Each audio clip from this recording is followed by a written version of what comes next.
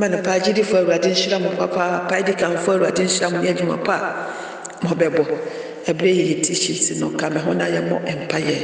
ono kwafo o maida wase urade pa onhwe so pa odi atom ye ebre ye besua wasembo ye na ansemo ebe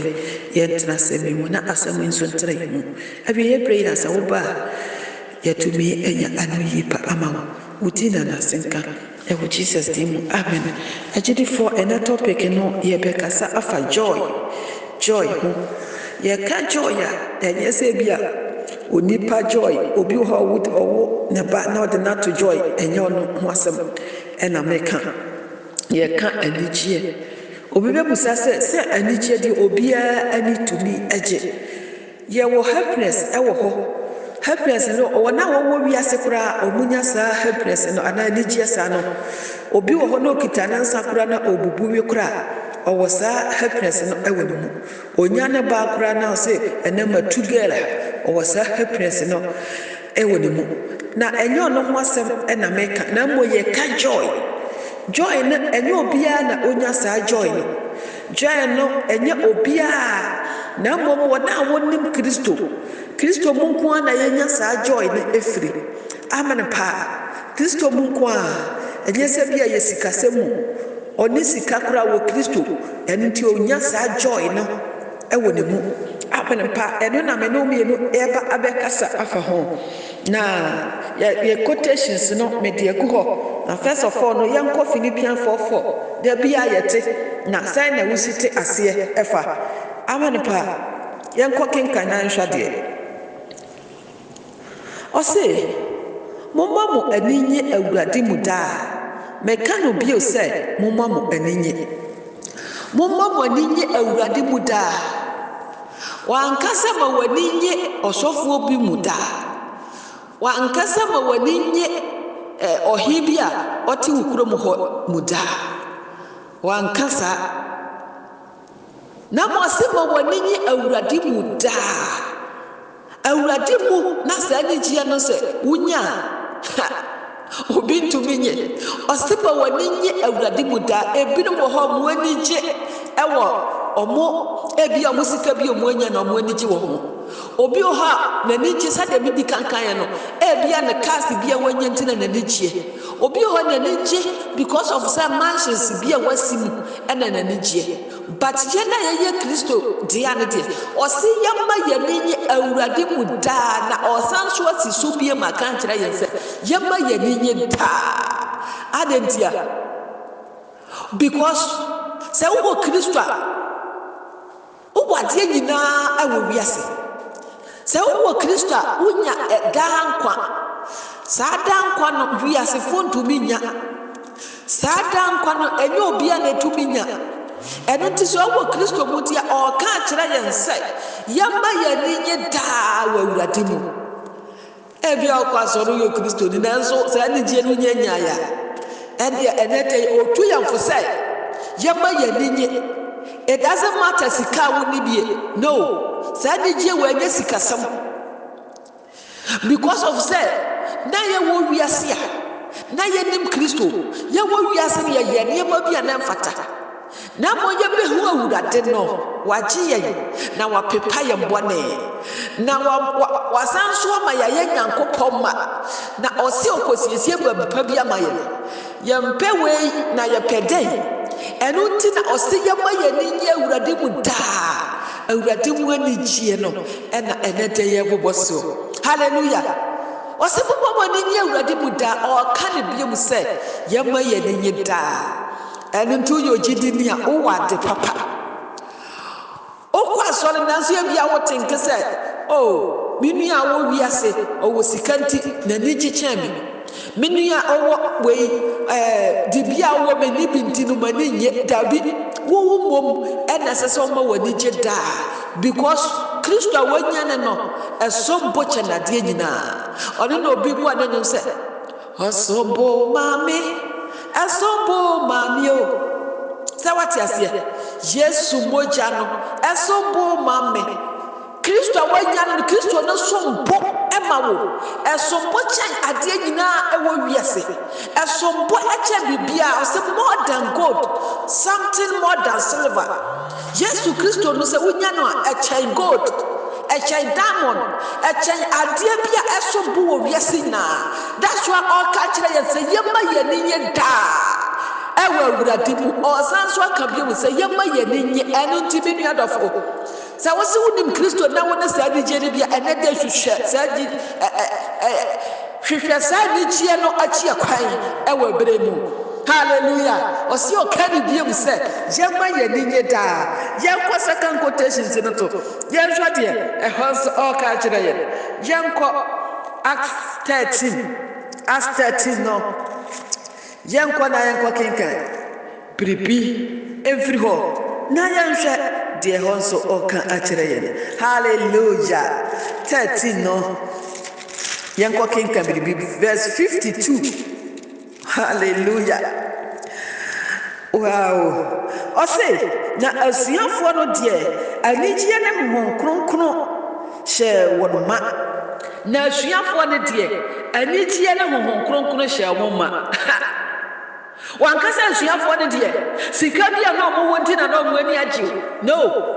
wankasa asuafo no de because of say na omo wo ahonyade enti na omo ani agye osi na asuafo no de anigye ne honhom kronkron hye omo ma adentina na omo ani agye because na omo wo Kristo adentina na omo ani agye because omo wo dankwa omo ti wiase wo mu de bato omo mfiri wiase omo nim se Kristo obesan ampa biem omo wo de daso wo Kristo mu eno tina omo wo sa anigye no osi asuafo no de hallelujah anigye ne honhom kronkron hye omo ma sa pepepe na ye gidifo yi sabi sa anigye no na ye hia sanigye no enye wiase anigye enye bikase wanya enye obi fie wasisie enye obi ma wanya obi osi o manya madiri mani ache a Kristofo ye de na ni sanigye no mu bibia ewa wiase sa woni bi na wo Kristo a sanigye no sese wunya because Kristo a ewo mu no Kristo ati umu no ho je wo sa Kristo no a ye nigye ewie peye amen ba hallelujah ena asuafo no mo hunu sa apostles no mo hunu sa enti osti anigye na honhom kronkron hye omo ma me no be ni abeye di adanse ase wo kan Act 4 no ana 5 no ewo ho no that time asuafo no mo preach Yesu Kristo ho asa mo kan ho asa mo bra mo krasa mo nkansam no omo chi omo hwe mo na nso hwe na nyina chi no omo je omo kono omo di anigye ekoye why because Kristo mo anya no eso bo cha biribia eso bo cha biribia la wo wiase anu ti no it doesn't matter hwe ya hwe mo omo di anigye ekoye me no be any here sa joy ni bi hallelujah hallelujah yanko jadie yanko Peter woman o ka bibi a kire ye ho ene me pese ye sanso ebotwi kohwe bibi efiri Peter woman no First Peter yanko kenkan bibi firi 1 Peter 1 verse 18 no hallelujah o say ono na muhunu no nanso modo no ono na muhunu no sese die nanso moji no die na mo ose na mo ho asane mo anigye a enikabea a animonyanwo mu ose Kristo Yesu ye hu ne die sese mpa mikusu ameka sei ya nyamfa ya ni hu no die nanso ya baba gine die na gidia ya gidati no eba ne sana ye hu sane ye ewo anigye mu hallelujah amen ba obana sa no say ya hu sane ye wo anigye mu wini adafo Kristo wanya no nye sika samo woni sika mo anyenye Kristo wanya no enya kontuso bi wase manko brochi mi wu amenko hwe Kristo wanya no echen ya brochi sa wati ase eno na oka chese yen Yahu Kristo sese mpo enye hu no nanso ya chi no adi hallelujah enu nti ye ho esane ye ewo anigye mu Kristo Yesu ho asam na me ka kira so wo Kristo wo sa anigye no enu nti hwehwe sa anigye no achi ekwan hwehwe sa joy ne wo abrabọ no mu se sa abrabọ no wo bo no se ubenya Kristo mu anigye a enkanya no se wo dwendwe wo anya stress no enkanya no se se ye de ka bia bra wunti no wo anya distress dabi ya de kabra wo yamfa kamra wo uwo Kristo waniche hallelujah. It doesn't matter say what you na odi atuje mu awudie Kristo uwo ninti waniche da odonti na oka kira yense yenye hu no na sesempo ye hu no nanso ye ni achi wonimu hallelujah ye hu sane ye ewo anigye mu mini adofo moma yenya sa joy ne bi moma ye enne anka me ye se Kristofo bebra ekwa asole ye kwa ye se o me ko die edem akoma so me kwa asole ntimi yenya ye ene ntimi yenya anigye na se Kristo awo no nyenya no unim Kristo no se wo Kristo no a enka sa anigye a ye kan hallelujah enka sa anigye a ye bobo so yi enka wo mu dada enka nya se bia wo botaye nti a wo kwa asole na sa botaye ni nyamba mu nti woni nye amen pa Kristo ye wono asa joy no yenya amen yanto so amen pa kotesuo manfa anka ho na me pese ye kokenkan e wasan 4 verse 7 no ye hwe de ohe David owo Kristo na owo onyankoponti na de onyano wa brabọ no mu o ka kire yenko na yenko kenkan Psalm 4 verse 7 o say what the anigye ahye makoma mu asene bre a won abro ne won nsadoso no hallelujah o say what the anigye ahye makoma mu asene ebre a ya buro ne yensa edoso odi anigye ahye na koma mu enye bra woto party enye bra wa dofuo mafuo no enobaye no oba ena wani ebegie ose awurade onya ne nti awurade de anigye ayedan ahye na koma mu asene ebra aburo no bu afaso asene ebra omonsa na doso hallelujah mi dadofo ye hia sa anigye webi wabura wadua no na se usika mpempem a wanya no emma wani gehwe obi oho wo sika pa ye kasika o sika ye kakasi o kas o wo wiase agapade nyina bi nanso ani gie sa no ni bi oni sa ajo ani bi wona brabo mu enu ti ohu se obi oye Kristo ni pa o kone da bia no na ni gi wo Kristo mu oni atade oni ntoma pa bia nanso Kristo wanya nti odi akoni aba sa sikani ne tanampoma mkura o hwe no se menko anka metese asa sumasi sa wati ase oni sa Kristo mu ani je ni bi eno he David hu ye na o ka kira ye se awurade de ani je bia hye na kuma mu echen se ebre a wansa no edoso won aburo no abu afaso hallelujah sabre no obi nim se manya no baye bebre enu ti mani ache dabi o ka kira ye se dabi yanko Romans ka bibi akire ye one sa asem we no asi so amame me pese ye ko ho Romans 14 verse 17 yankenkan bibi emfiri ho amen 14:17 Osina nyankopon ahidie nye adidie ne onom na mom eyetene ne asomdwie ne honhon kronkron mu anigye za wate ase enu tidie or he David kan ya no ene sa asem we elenke together o se ebra mu aburo so ne omo nsa do so no omo anya sa ni je libi na mom awurade mu ani je no echensa sa mu aburo no do so bu fa so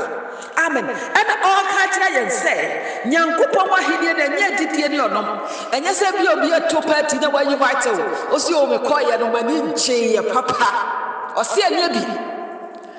amen enya didie ne onom enya bra wo je obanku bi a wo se o man ti ama manya ni je da bi enya ono bi nyankopon wa ahini no enya ono bi hallelujah se wunya nyankopon wa ahini ani ji a ebe hye wakoma mu no ebufa so ani ji ebe hye wakoma mu no enya wiase ani ji ani ji ebe hye wakoma mu no oma wo kra no hallelujah every day onya peace osi ani ji nyankopon ahini enya didie ne onom kasa me ne mfefo akoto party ye konono bi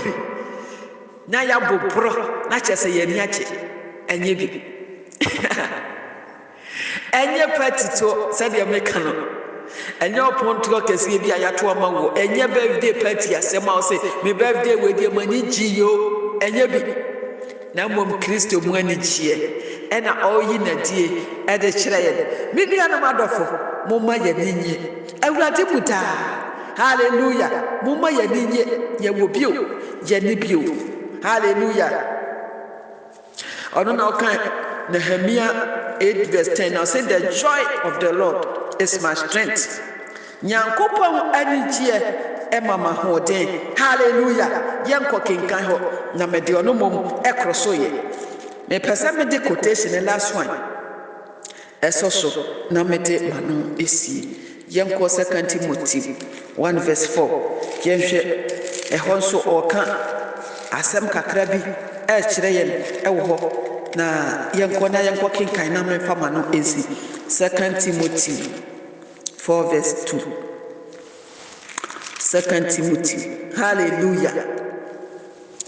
2 Timothy 1 verse 4 sorry 1 verse 4